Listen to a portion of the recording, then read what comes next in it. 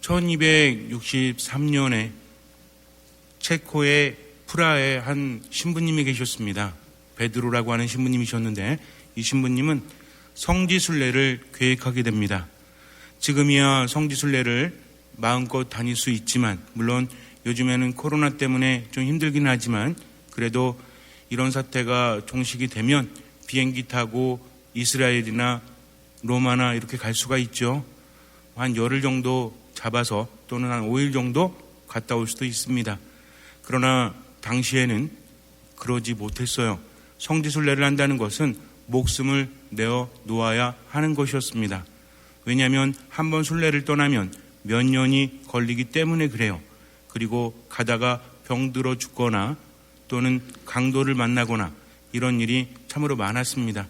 그래서 아무나 성지순례를 하는 것이 아니라 이제 삶에 큰 문제를 겪거나 어떤 큰 고난이 있거나 그래서 또는 큰 죄를 짓거나 해서 마지막으로 내 삶을 돌아보면서 하나님을 찾는 사람들, 이런 사람들이 성지순례를 했다는 거죠. 그래서 목숨을 걸고 성지순례를 해요. 신부님도 마찬가지였어요. 사제생활하면서 늘 고민되는 것, 내가 빵과 포도주를 예수님의 몸과 피로 축성을 하는데 이게 정말 되는 걸까? 라는 의구심을 가졌습니다. 의심에는 두 가지가 있죠. 하나는 그냥 안 믿으려고 하는 의심이 있습니다. 그런데 또 하나는 뭐예요? 믿고 싶지만 믿지 못하는 의심도 있다라는 거죠. 그래서 신부님은 안 되겠다. 내가 이렇게 사제생활 할 수가 없다. 너무나 힘드니까. 그래서 성지순례를 가야 되겠다 하면서 로마로 가기로 결정을 합니다. 로마에는 누가 모셔져 있죠? 베드로 사도와 바오로 사도가 묻혀 있죠. 이 신부님이 베드로라는 사례명을 가지고 있었기 때문에, 또 베드로는 어땠습니까? 예수님을 3번이나 부인했었죠. 그리고 나중에 예수님 때문에 믿음을 갖게 되지 않습니까? 그래서 베드로 사도 무덤을 찾고 또 주님께 기도하면서 내 믿음에 대해서 다시 한번 돌아보고 은총을 청해야 되겠다 하면서 걷기 시작을 합니다. 이 여정 안에서 많은 것을 느끼고 깨닫게 돼요. 단순히 로마에 가서 베드로 사도의 무덤을 찾아보는 것뿐만 아니라 출발하면서부터 계속 걷죠. 하루 걷고 이틀 걷고, 그래서 1년의 여정을 짜서 갔다 오는 사이에 몸과 마음이 새로워짐을, 그런 것을 추구하면서 성지순례를 떠나게 됩니다. 로마에 도착을 해서 베드로 사도 무덤을 찾아보고 또 주님께 기도를 하고 여러 성지를 돌아다니면서 은총을 청했어요.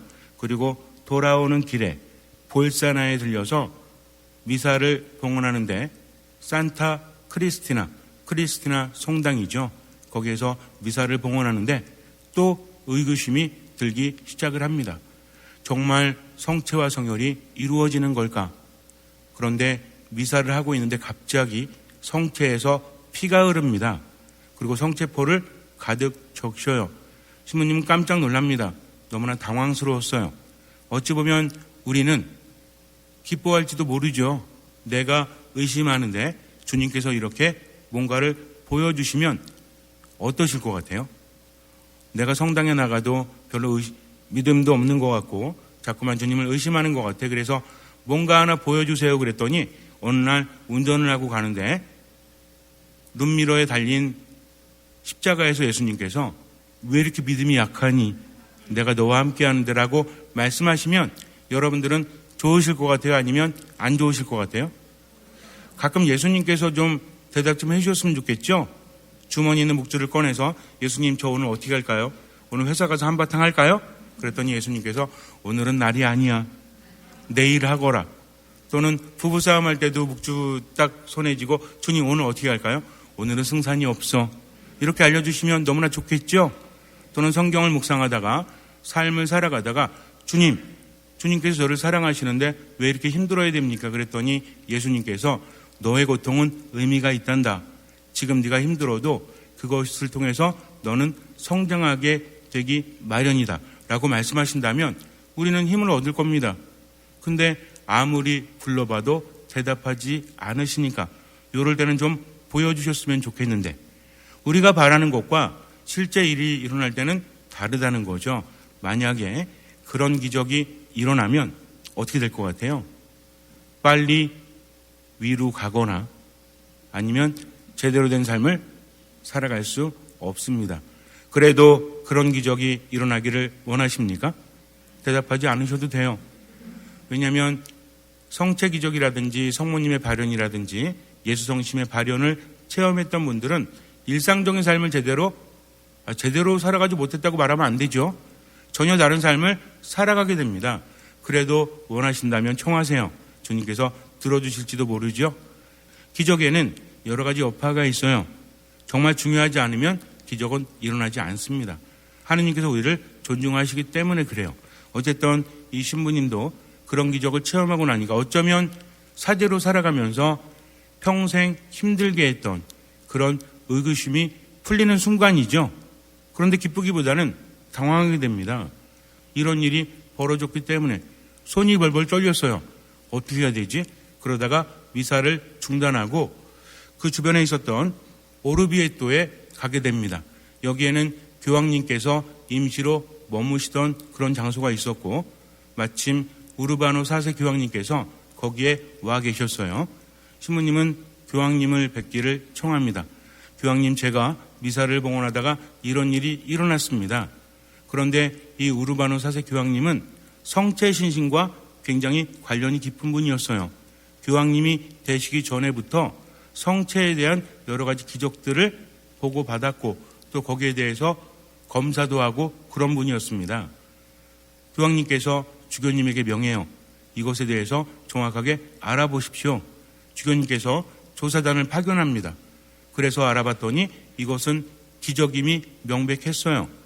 그래서 이제 신부님을 불러다가 자초지정을 듣고 기적이 일어난 성체포와 그리고 성체를 다른 곳으로 옮기게 됩니다. 오르비에토로 옮기게 돼요. 그리고 나서 교황님께서는 당시에 교회 보편학자라고 불렸던 토마스 아퀴나스를 부르십니다. 다 아시죠? 토마스 아퀴나스가 누구예요? 토마스 아퀴나스 그러면 떠오르는 게 뭐죠? 성체?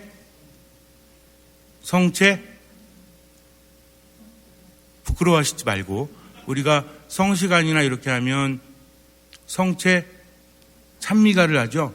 엎드려 절하나이다. 눈으로 보아 알 수 없는 하느님 하면서 우리가 하는 기도가 있지 않습니까? 전세적으로 굉장히 유명하죠. 이 기도가 이때 나오게 돼요. 그래서 토마스 아퀴나스 성인은 아직은 성인은 아니었지만 나중에 교회학자로 성인에 오르게 되는데 아우구스티노 성인과 함께 양대 산맥이죠. 신학과 신앙에 있어서 양대 산맥이십니다. 교황님의 명을 받고 성체 찬미가를 쓰게 됩니다. 오늘날까지도 우리가 바치고 있다는 거죠. 교황님께서는 이런 일을 통해서 이제 성체 성혈 대축일을 제정하시려고 그래요. 그래서 여러 가지 준비를 하시는데 안타깝게도 그 준비를 하고 나서 2개월 후에 교황님께서는 선종하시게 됩니다. 그래서 이것이 묻혀버려요. 그리고 있다가 이제 50년이 흐른 다음에 1317년경에 요한 22세 교황께서 그 유지를 받들어서 성체 성혈 대축일을 제정하게 됩니다. 전 세계 모든 신자들은 성체와 성혈을 흠숭해야 된다. 이것은 예수 그리스도의 몸과 피이기 때문이다. 라고 그렇게 제정하시고 모든 신자들은 성체 성혈 대축일을 지내게 됐죠. 지금 뭐라고 하죠? 지극히 거룩하신 그리스도의 성체 성혈 대축일이라고 합니다. 얼마나 거룩하신? 지극히 거룩하신 그리스도의 성체 성혈 대축일. 그래서 오늘이 바로 그날이라는 거죠. 이제 오르비에토에서는 그것을 드리기 위해서 성당을 건축하기 시작을 합니다. 거의 300년에 걸쳐서 성당이 지어져요. 그래서 지금 가면 오르비에토의 두오모 성당이라고 합니다. 그래서 성모 마리아를 주보 성녀로 모시고 거기에 가면 여러 가지 볼거리가 있는데 굉장히 아름다워요.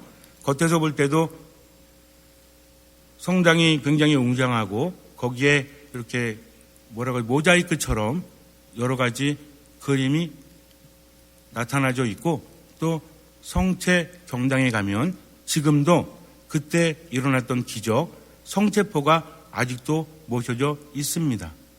여러분 잘 아시겠지만 란치아노에서도 700년경에 기적이 일어났죠. 이보다 더 먼저 일어났습니다. 예전에 작년인가 부에노스아이레스에서 일어났던 그때 교황님, 현 프란치스코 교황님이 그때 거기에 계셨을 때 일어났던 기적에 대해서도 여러분에게 말씀을 드렸었죠. 기억나십니까? 보좌주교로 계실 때 그래서 90년대에 일어났던 성체 기적도 있죠. 그새 까먹으셨어요? 괜찮아요. 다음에 또 할 테니까. 어쨌든 중요한 거는 성체 기적이 한번 일어나게 되면 우리는 어쩌면 기적이 일어났다 너무나 좋은 거 아닌가라고 할지 모르겠지만 교황청에서는 굉장히 민감합니다. 기적이라는 것은 일어나지 않아도 이미 예수님께서 많은 기적을 일으키셨기 때문에 그래요. 기적이 일어났다고 해서 무조건 믿지 않습니다. 조사관들을 파견해서 이것이 정말 기적인지를 알아본다는 거죠. 대표적인 기적이 방금 전에 말씀드렸던 오르비에토, 거기의 기적과 또 700년경에 일어났던 란치아노의 기적이죠. 란치아노 기적은 이미 과학자들이 조사를 하지 않았습니까? 신자가 아닌 과학자들이 거기에 대해서 조사를 해요. 이 또한 마찬가지로 의심을 품었던 한 신부님이 미사를 봉헌하다가 성체와 성혈이 실제 인간의 살과 피로 변해버렸죠. 너무나 놀래가지고 이제 보고를 하게 됩니다. 그래서 그 성체와 성혈이 아직까지도 모셔져 있다는 거죠. 참으로 놀라운 것은 무엇입니까? 과학자들이 거기에 대해서 조사를 하는데 의사들, 생물학자들 이런 사람들이 모여서 조사를 하는데 이게 놀라운 게 뭐냐면 아직까지도 보존되고 있는 것이 살아있는 인간의 심장 조직이라는 거죠. 죽은 사람에게서 떼어낸 것이 아니라 아직도 살아있는 심장 조직으로 보존되고 있다. 이게 뭐다? 이게 기적이라는 거죠. 그들이 볼 때는 이것이 예수님의 살과 피인지는 잘 모르죠. 안 써 있잖아요.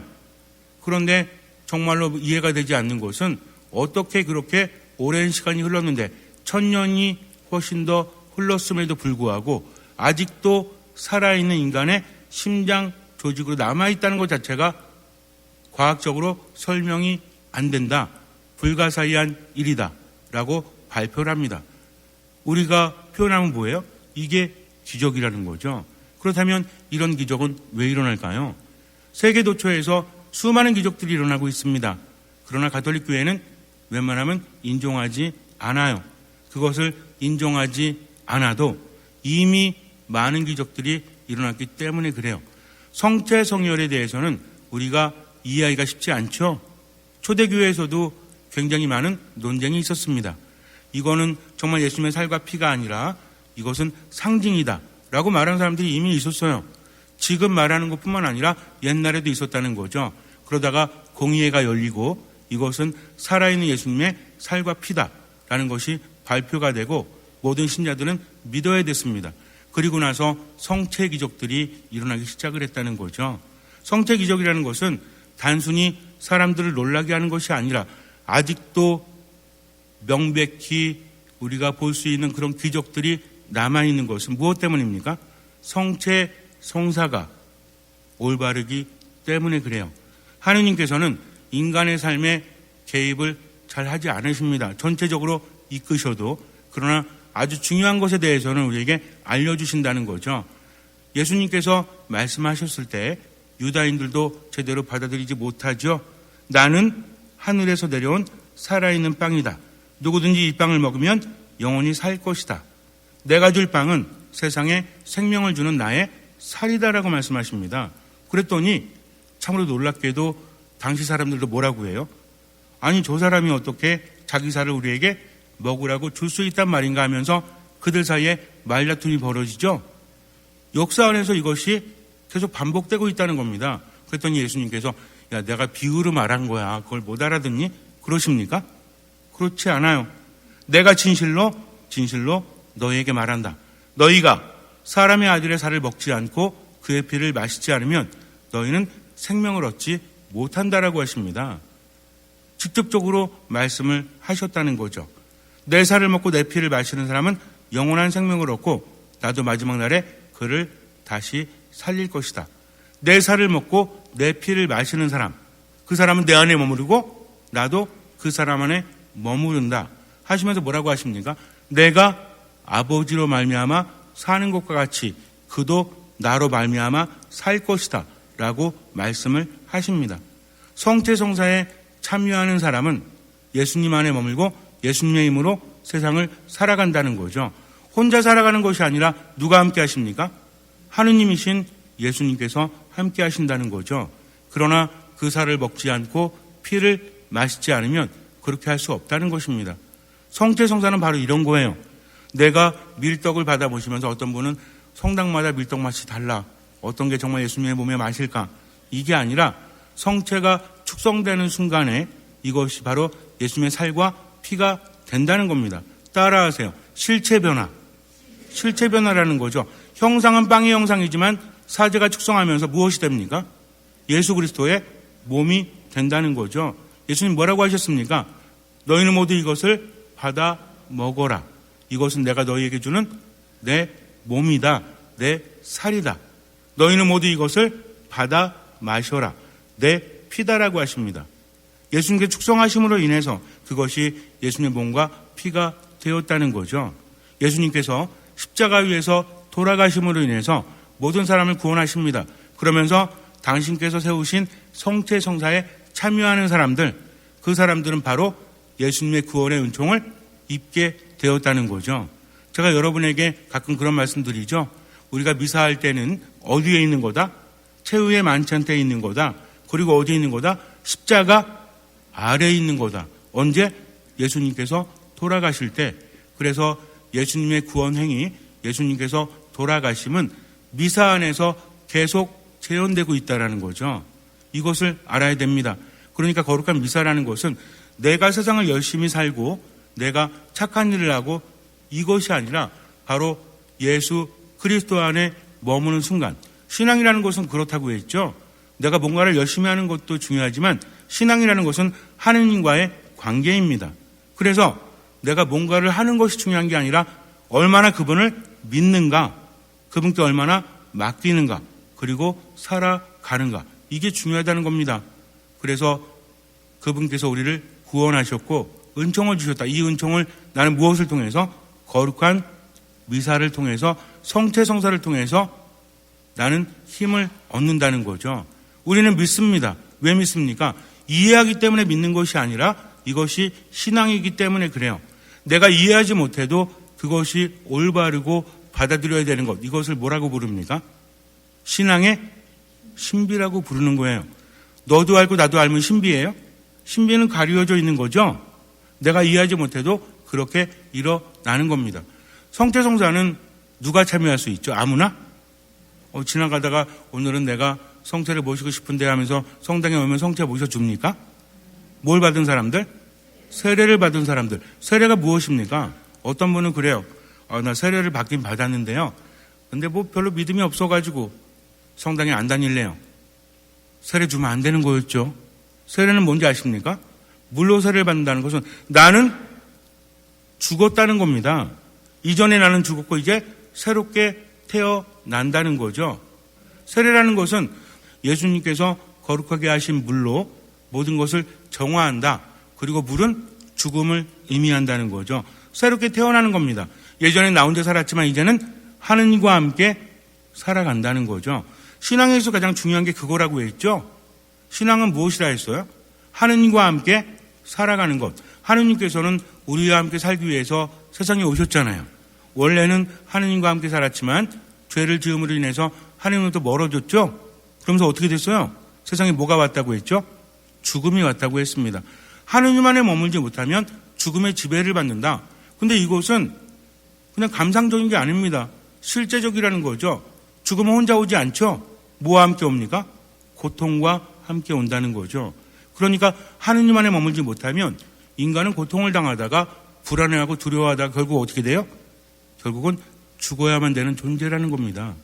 우리가 살면서 느끼는 결핍들이 여기에 속하는 거예요. 그러나 하느님 안에 머무는 사람은 어떤 사람이다?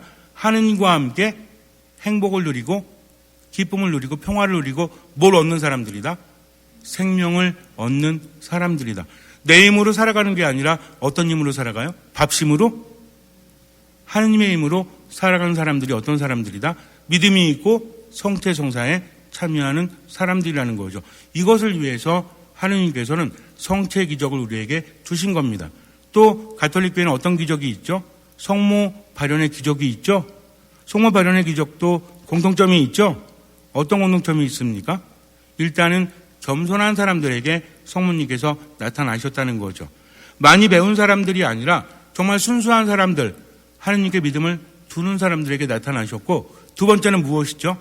이 자리에 성당을 지어라. 그리고 뭘 해라? 성당 왜 짓는 거예요? 뭐 하기 위해서? 미사를 봉헌하기 위해서. 그러니까 성체의 기적이나 성모 발현의 기적이나 무엇을 중심으로? 미사를 중심으로 살기를 우리에게 전해 주셨다는 겁니다. 이렇게 거룩한 게 뭡니까? 이것이 미사죠. 근데 뭐라고 합니까? 거룩한 것을 누구에게 주지 마라? 개에게는 주지 말라고 합니다. 우리가 키우는 개를 말하는 거예요. 알아듣지 못하는 사람들, 그러니까 믿음이 없는 채로 성체를 모신다고 해서 주님께서 그 안에 살아가시는 것이 아니다. 우리가 성체를 모실 때는 무엇을 의식해야 된다? 지금부터 내가 주님과 함께 살아가는구나. 어떤 마음으로? 듣는 마음으로. 내 임의대로 판단하는 것이 아니라 그분께 맡기는 거죠. 내가 성체를 모셨으면 그렇게 해야 됩니다. 살아가면서 힘들 때 주님, 저 어떻게 해야 되죠? 어떻게 해야 당신 뜻대로 살아갈 수 있습니까? 하면서 맡기면서 기도하는 것, 말씀을 묵상하고 미사에 온전히 참여하고 삶 안에서 그분의 뜻대로 살 수 있도록 최선을 다해서 실천하는 것, 이런 사람들이 어떤 사람이에요? 성체를 온전히 모시는 사람이라는 거죠. 준비 없이 성체를 모시면 뭐라고 합니까? 모령 성체라고 하죠. 성체는 아무나 모실 수 있는 것이 아니라 준비된 사람들, 겸손한 사람들, 믿음이 있는 사람들, 이런 사람들이 모시고 그 성체를 모심으로 인해서 누구와 함께? 예수 그리스도, 하느님과 함께 살아가는 겁니다. 하느님께서 함께 살아가시면 뭐가 일어나죠? 기적이 일어날 수밖에 없어요. 그러나 그 기적은 믿음으로 일어나는 겁니다. 중요해요. 기적은 누구께로부터 온다? 하느님께로부터 온다. 그러나 그 믿음을, 그 기적을 가능하게 하는 것은 우리들의 믿음이라는 거죠. 여러분들이 지금 참여하고 있는 이 거룩한 미사, 정말 대단한 겁니다. 정말 위대한 겁니다. 그러니까 온 마음을 다해서, 온 몸을 다해서, 정신을 다해서, 목숨을 다해서 참여하셔야 돼요. 어떤 마음으로? 듣는 마음으로 겸손하게. 잠시 눈을 감으세요. 우리는 하느님의 힘으로 살아갑니다. 미사, 온전히 참여하셔야 돼요. 거룩한 미사에 온전한 마음으로 참여해야 됩니다. 내 마음을 다하고, 목숨을 다하고, 힘을 다하고, 정신을 다해서 하느님 안에 듣는 마음으로 머무셔야 됩니다. 때로는 삶이 힘들어도 내가 판단하는 것이 아니라 주님을 내 안에 모시고 그 힘으로 지금만 살아가면 돼요. 절대로 잊지 마세요. 믿음이라는 것은 하느님과 함께 살아가는 겁니다. 아무것도 판단하지 않고 그저 지금만 살아간다는 거죠. 모든 것을 맡기고 성체의 힘으로 지금을 살아가십시오. 때로는 어둡고 캄캄하고 불안하고 두려워도 주님만 바라보면서 그분을 내 안에 모시고 그저 최선을 다해서 지금만 살아가십시오. 주님께서는 그 믿음을 보시고 우리 삶에 놀라운 기적을 일으켜 주실 것입니다. 아멘.